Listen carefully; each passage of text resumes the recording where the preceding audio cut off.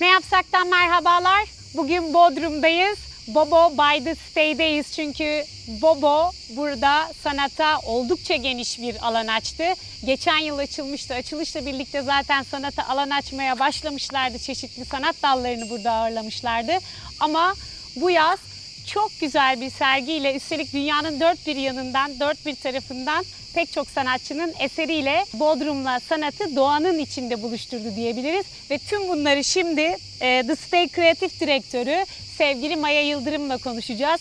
Evet Maya, Alaçatı'dan sonra şimdi de Bodrum'da Bobo by the Stay'de birlikteyiz ve burada bir süre önce, biraz önce söylediğim gibi dünyanın dört bir yanından sanatçılarla, üstelik çok da önemli bir küratörle, Erve'yle de bir sergi açtınız.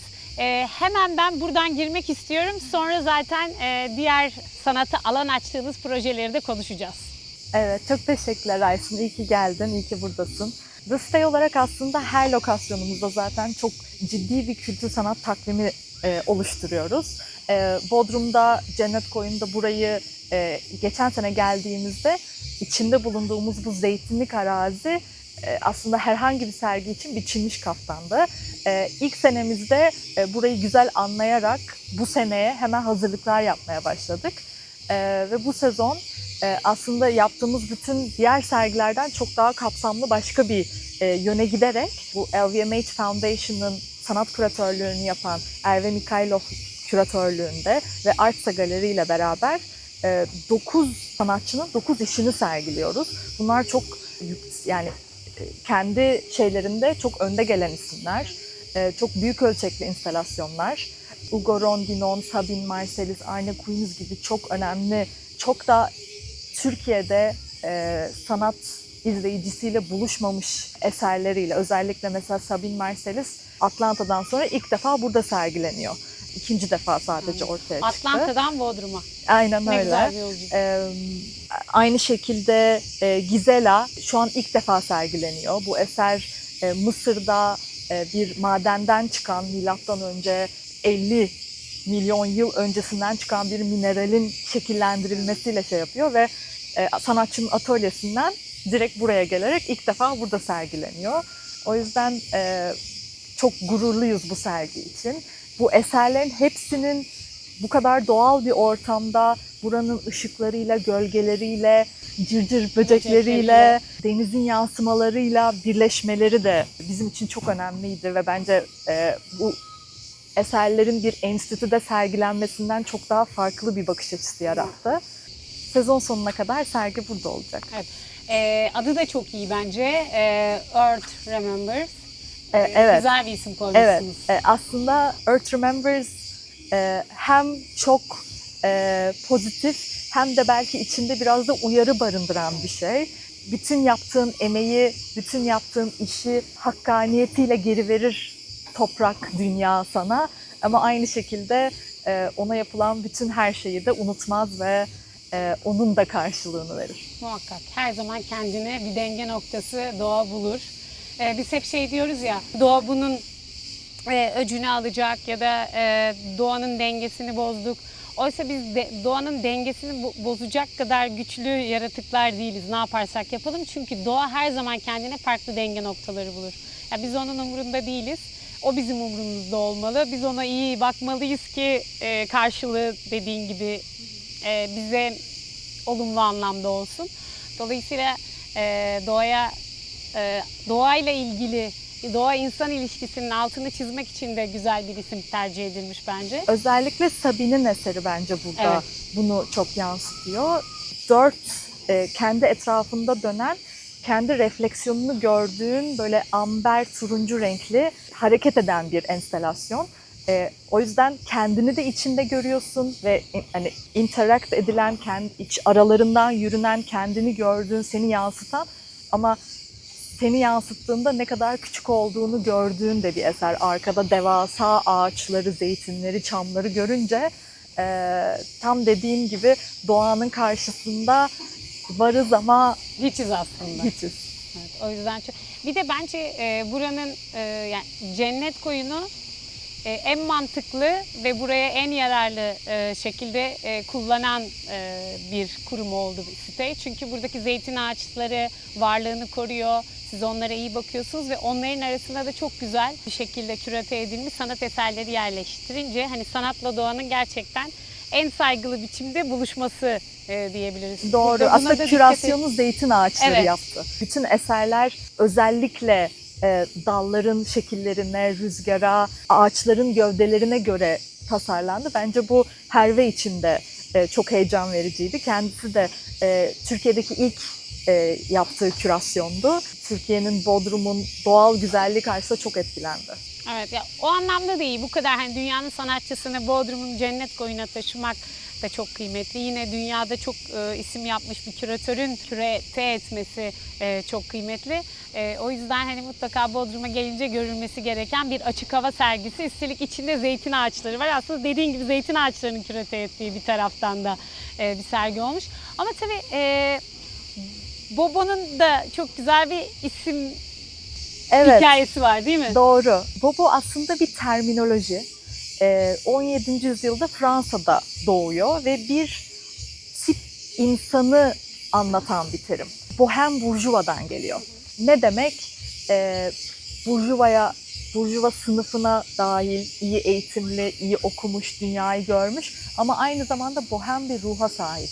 Doğru yerleri gören, iyi yemeği seven, iyi müziği dinleyen, iyi şarabı bilen, iyi kitabı okuyan, iyi sanatı bilen bir kitleye verilen Bohem Burjuva'nın kısaltılması Bobo. Şu anda hatta hala kullanılan da bir terim. Biz aslında çok uzun zamandır bütün stay misafirlerine kendi aramızda onları anlatan bir terim olarak kullanıyorduk. Evet, burayı gördüğümüzde, burayı ilk gelip burayı yaşadığımızda, proje aşamasında burası Bobo'nun evi dedik. Evet. Bodrum da zaten sanat için çok önemli bir yarımada. Artık öyle oldu. Son yıllarda yapılan çeşitli sergiler, açılan galeriler vesaire öyle bir yarımada oldu. Bu evet, çok mutluluk verici. yani birçok sanatçının da burada atölyeleri var. Çok ciddi de bir üretim var. Bence hani yaz, sanat bunlar bazen daha trendy algılanıyor ama sanat her yerde, her şekilde her insana dokunabilmeli. O yüzden Bodrum'da da böyle bu kadar güzel gelişmelerin olması, bizim de buna bir yerden bir katkımız oluyor olması çok mutluluk verici.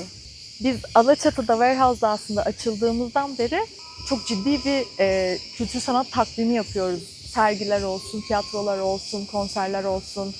Şu an mesela bütün sezon sürecek olan bir Ekrem Yalçındağ'ın bir retrospektif bir sergisi var.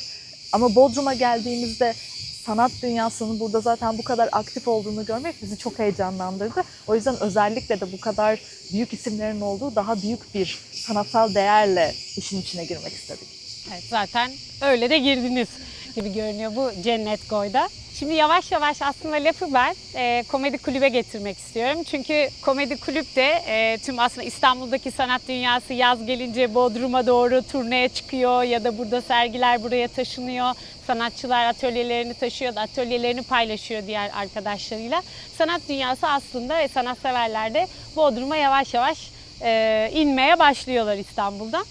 O yüzden hem bu sergi çok anlamlı hem de komedi kulüp de tatile çıktı. Evet. Aslında bu ne kadar tatile çıktı denir bilmiyorum ama komedi kulüp de Bodrum'da ya da Ege'de çalışmaya devam ediyor. Turneye çıktı bir taraftan da.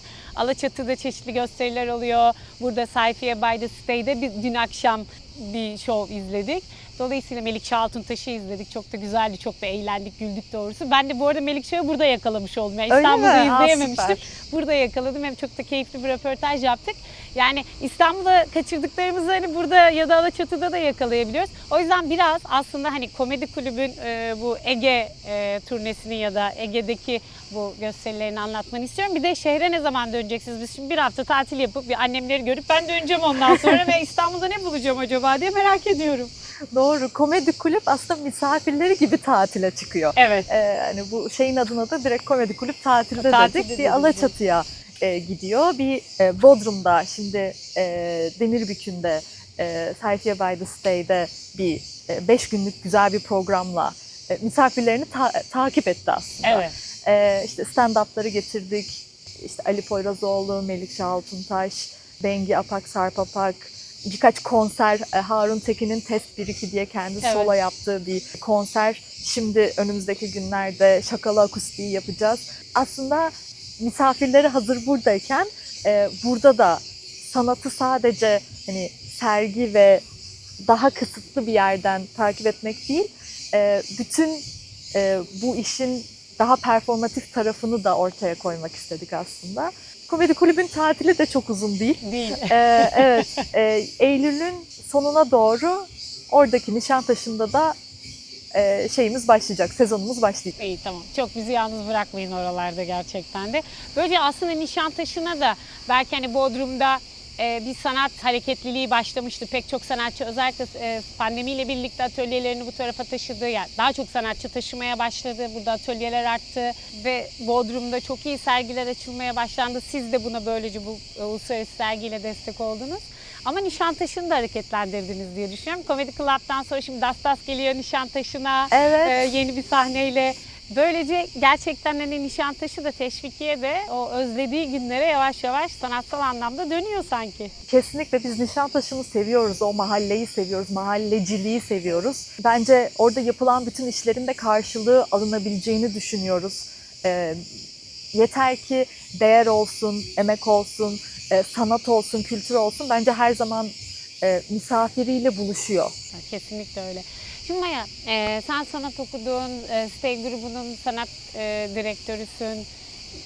Neticede sanatla, ya sanat neyin yanına gelirse ya da neyin yanına konursa ya da ne sanatın yanına getirirse aslında her şeye değer katar, algıyı arttırır ve aslında anlamlandırır da, anlamayı da kolaylaştırır bir taraftan.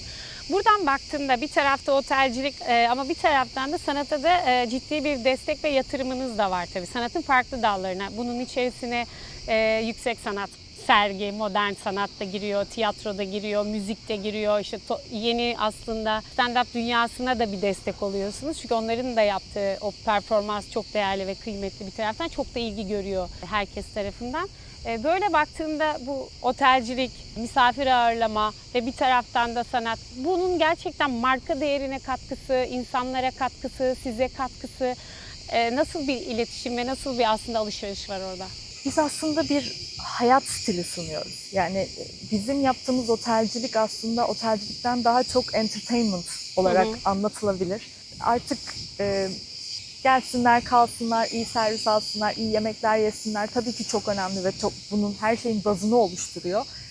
Ama The Stay olarak her zaman koyduğumuz karakter içinde sanat vazgeçilmez bir şeydi. Çünkü bizim hayatımızda vazgeçilmez bir şeydi. Yani biz kendi misafirlerimiziz. Ben bir yere gittiğimde ne arıyorsam, ne istiyorsam, bir hafta kaldığımda deniz, güneş çok güzel ama bir şeyler daha olsun, bir şeyler daha hissedeyim, iyi bir müzik dinleyeyim, iyi bir şey göreyim, iyi bir şey duyayım, enteresan bir kişiyle tanışayım. Bütün bu kürasyonu aslında kendimizden de yola çıkarak misafirlerimizle buluşturuyoruz. Bence bu komünite hissiyatını burada olduğunda sadece burayı beğendiğin için ya da buranın manzarasını sevdiğin için değil, aynı düşündüğün, aynı şeylerden zevk aldığın kişilerle beraber olma deneyimini de katabiliyor. Evet. Dolayısıyla sanatseverler de bir arada oluyor tatilde. O da ayrı bir şey ki dünyanın farklı noktalarından sanatseverleri de ağırlıyorsunuz bir taraftan. O yüzden bir tanışma noktası, bir buluşma noktası bu sanatın etrafında çok da kıymetli oluyor. O zaman bence şimdi bir özet geçelim. Biz Bodrum'da Bobo by the Stay'de yazın sonuna kadar Earth Remembers sergisini görüyoruz ki bunun da sponsoru bir taraftan Borusan Otomotiv. Onların elektrikli otomobilleriyle de aslında sürdürülebilirliğe katkı sağladıkları taraftan bir taraftan sergiye de destek vermeleri çok kıymetli tabii ki. Her zaman zaten Borusan'ın sanata verdiği değer ve şeyle özellikle Earth Remembers teması altında da çok kesiştiğimizi düşünüyorduk. Burada yaz sonuna kadar Earth Remember'ı görüyoruz. Alaçatı'da yaz sonuna kadar Ekrem Yalçındağ sergisini izleyeceğiz.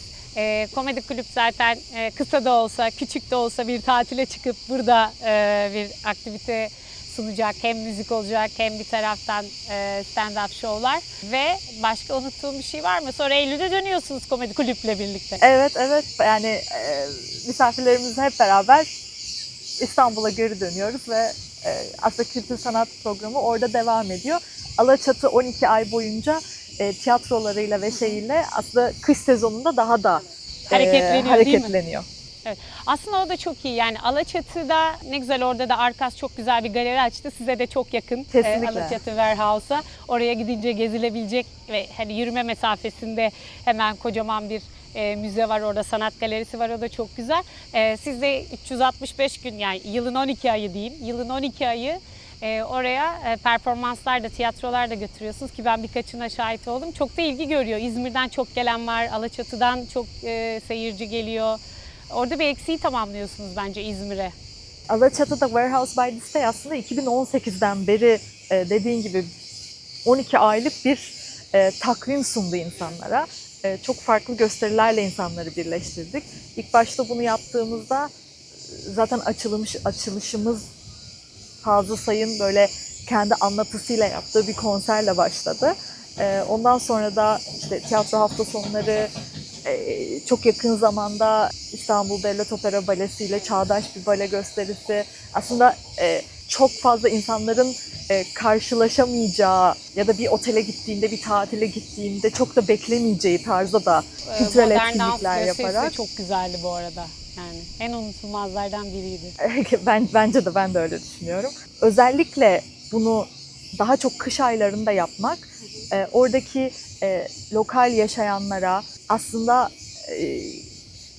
sadece yazın İstanbul'dan gelen ya da sadece yazın tatile gelen kişilere değil, oradaki lokal hayata da bir katkısı, bir değeri, bir değer önermesi sunması bizim için çok önemliydi. Ve bunu da bence başarıyla gerçekleştiriyor açıldığı günden beri. Herhalde böyle devam var mı, yeni projeler Maya? Ülkenin farklı noktalarında hem otelcilikle birlikte sanatı da götürecek misiniz? Her zaman bu DNA'mızda var aslında. Hani yeni bir lokasyona girdiğimizde buraya da ekleyelim diye bir madde değil, hep bunu hissederek ilerliyoruz ve bazen bir mekanı gezerken olur olmaz bile hani burada şöyle bir şey yapılabilir, burada şöyle bir eser olabilir diye hep bunu düşünerek ilerliyoruz. Var projelerimiz. Alaçatı'ya, Çeşme'ye 2 farklı proje yatırım şeyimiz var. Bunun üzerinde çalışmalarımız sürüyor. Bunun dışında yurt dışına da yakın zamanda, yakın bir gelecekte açılma ve bir Türk markası olarak sanatta o zaman belki özellikle Türk sanatçıları da götürerek 2 destinasyon var konuştuğumuz. Bizim için heyecanlı bir dönem. Ay ne güzel, çok güzel de sürprizler yaptın bize bugün, haberler verdin. Hem memleketim İzmir açısından hem de Türk sanatını dünyaya taşıma açısından çok kıymetli ikisi de. Çok teşekkür ederiz bu keyifli sohbet için. Ben çok teşekkür ederim. Sergi de çok güzel olmuş. Bodrumlular ve buraya tatile gelenler de ilgiyle zaten yaz sonuna kadar takip edeceklerdir. Alaçatı'daki Stay Warehouse'daki Ekrem Yalçındağ sergisi de aynen o şekilde. Çok teşekkürler. Çok teşekkürler, iyi ki geldin. Evet, sevgili Maya'yla Bobo by the Stay'de, Bodrum'un bu cennet koyunda ve bu sanat eserleri arasında çok keyifli bir sohbet gerçekleştirdik. Dinlediniz zaten, çok da güzel sürprizler yaptı Maya, bize müjdeler de verdi. Tekrar başka bir ne yapsak da görüşmek üzere.